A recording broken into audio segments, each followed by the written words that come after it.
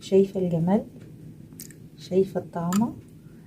لو عايزة تعرفي عملنا البليلة ازاي تابعي الفيديو للاخر وتعرفي عملناها ازاي. احلى بليلة هتاكليها احلى من بتاعة المحلات. السلام عليكم ورحمة الله وبركاته. ازيكم يا حبايبي، عاملين ايه؟ يا رب تكونوا بخير. اهلا وسهلا بيكم في قناتي وقناتكم حبي نفسك واهتمي بيها. النهارده جايين نعمل اكله شتويه، حاجه كده بتدفي من الاخر، حاجه كده حلوه وكلنا بنحبها. اجدادنا زمان كانوا بيعملوها. ده ايه ده؟ قمح. شايفينه؟ البليله حاجه حلوه كده نفطر بيها، تدفينا كده في اي وقت. يلا بينا نعملها. يلا بنروح عند العطار وبنجيب منه اي كمية احنا عايزينها، زي القمح دوت شايفينه. وبعد كده بنبدأ نحط عليه مية،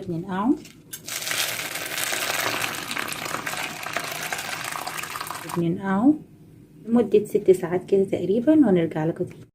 ادي شكل القمح بعد 6 ساعات كده من نقعه. شايفين بدأ يفتح كده. هنبدأ بقى نصفيه من المية ديت ونشطفه كويس جدا تحت المية. وادي كده بعد ما شطفناه شكل القمح بعد ما شطفناه وحاطينه يتصفى. هنبدأ بقى نجيب حلة، هنضيف لها حوالي كوباية من اللبن.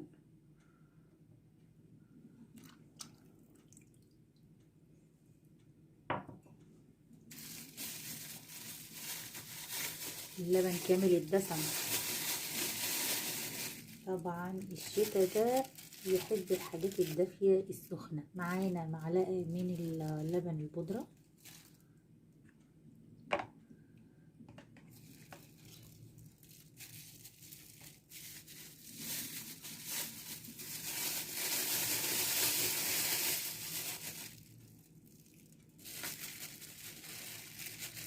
معلقة من كريم شانتيه.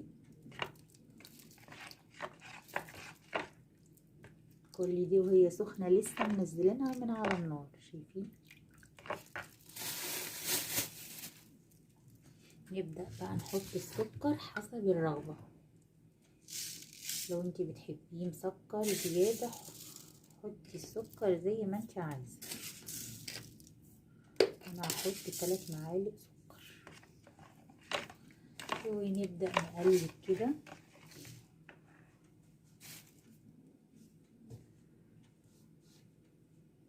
نبدأ نقلب. طبعا انتي بتعرفي ان هو استوى ولا لا لما تلاقي الحبة كده فتحت القمحية